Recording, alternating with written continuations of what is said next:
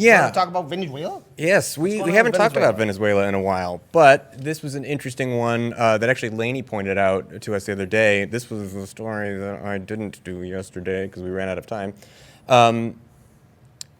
Latest Rosneft sanctions ratchet up U.S. threats for foreign firms dealing with Venezuela. So essentially what happened here is Rosneft, which is a Russian oil firm, went around the embargo on Venezuela and did some trading with PDVSA, which is the nationalized oil company in Venezuela. Now, that's not surprising, and I don't think that it's necessarily untoward, right? The embargo on Venezuela is what's untoward. The sanctions and what we've already referred to before as modern-day siege warfare on a country, that's the injustice here. Not that a Russian oil company went around that and continued to do business with this sovereign nation. So here you have a situation where one sovereign nation has a natural resource that they are being denied the ability to trade with other nations in the world because of a third-party nation that's like, nobody trade with them, nobody do it. And Russia, who is an ally of the country with that natural resource, they have financial, a sort of feedback loop. It's good for Russia because they can get the resources that they need to the places that they want and sell it and refine it, et cetera, et cetera. And it allows some modicum of income to enter the nation of Venezuela. We spend all of this time saying, look how bad Maduro is, his people are starving, when it's like, boy, it seems like the real solution to that is not to blame their president, but maybe to lift the modern day version of siege warfare. Maybe allow that country to trade on the open market with other sovereign nations, and they wouldn't be starving and lacking in medicine. Maybe that's a more humane way of going about this. And it betrays the United States' end goal. It reveals the United States' end goal, which is really what I should say, and that is to starve out the people of Venezuela and try to enact a coup, which they have been doing regularly. It still disgusts me to have seen, Nancy Pelosi standing up and cheering for Juan Guaido, who was invited to the State of the Union. That is a national embarrassment. She ripped Trump's speech. That makes it all better. She's still supporting an illegal coup. Mm-hmm. Not cool. Yeah. So this goes over. Let's just reiterate the situation again for those that haven't heard us talk about this before. Venezuela committed a really terrible act. I mean, unforgivable. They didn't give us oil at the price that we wanted and that we wanted to refine in the coke industry's refineries in Texas. Such a crime. It's criminal. They can never be forgiven. They went up against the empire. Horrible act. So what do? They realize, looks like Venezuela is currently in this state where they've kind of overinvested. No, not kind of. They've overinvested in oil. Well, wouldn't it be, that's interesting. Saudi Arabia just happens to be overproducing oil, which is lowering the rate and the cost of oil. Well, that's something that might be related. It might be not. I'm just saying it's a thing that happened. And now Venezuela, well, they're not agreeing with us. So also words, dictator, or the military, hey, military, you should switch sides with us. Oh, they're not doing that. Well, I mean, Venezuela is clearly defying the human rights record that the America cares so much about, as it is allied with 76% of dictatorships around the planet.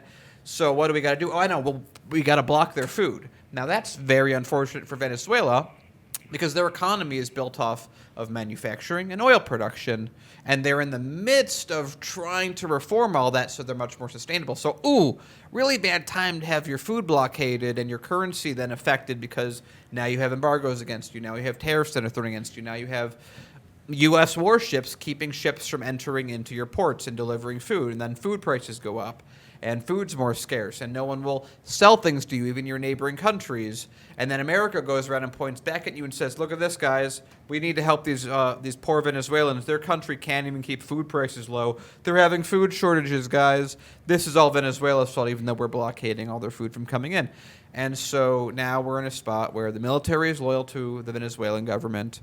America is trying to just install a government just like we did with Bolivia. And yeah, and now Venezuela and Russia, because America, of course, has been making so many enemies everywhere, like Paul's point. Yeah. Russia's going, I don't care that America is doing an embargo. I don't care that they're doing it.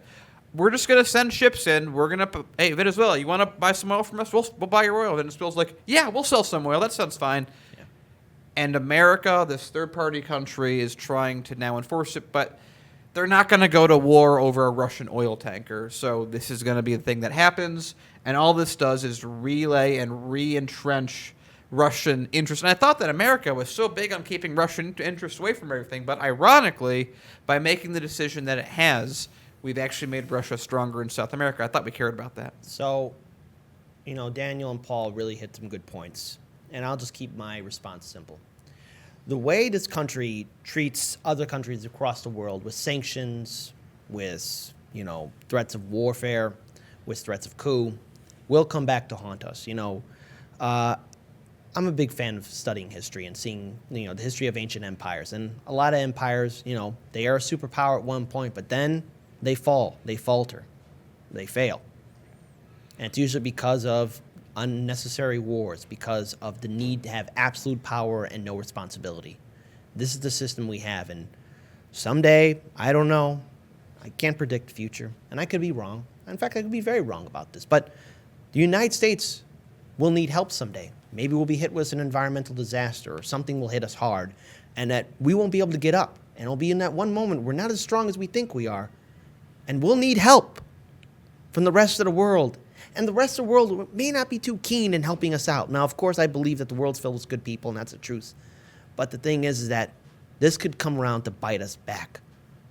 Do we as citizens want to live in that world, or do we want to make a better government where we all work together? I know it's a foreign concept, and no, we're never going to agree with each other. Not all the time. I mean, humans, that's who we are. We're always going to have disagreements. But the one thing that's helped us push forward as a species collectively is working together for the betterment of each other.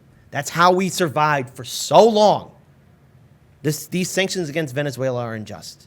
Let us end this corrupt system by electing a better government in the United States so we end these sanctions on countries so that the people all around the world are given decency, integrity, and are able to live a much better life.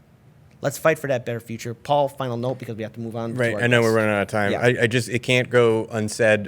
This particular new round of sanctions against Rosneft, right, the Russian oil firm, only exacerbates this issue, right? Because now even more foreign trading companies will have reservations and tighten the amount of trading that they do with this company, which has been allowing for some international trade to and from Venezuela by ignoring the embargo. So this is yet another sanction that has crippling effect on the nation of Venezuela.